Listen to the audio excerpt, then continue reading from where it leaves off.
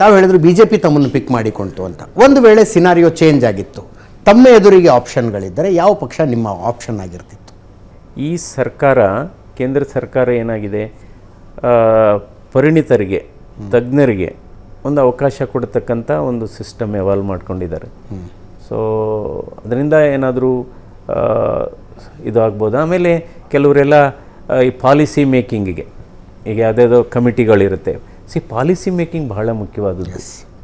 ಇವನ್ ಒಂದು small policy ಚೇಂಜಿಂದ ಬಹಳ ಅನುಕೂಲ ಆಗುತ್ತೆ.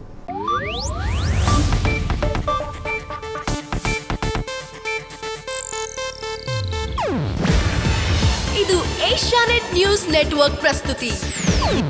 ನೀವು ನೋಡ್ತಿದ್ದೀರಾ ಏಷ್ಯಾನೆಟ್ ಸುವರ್ಣ ನ್ಯೂಸ್.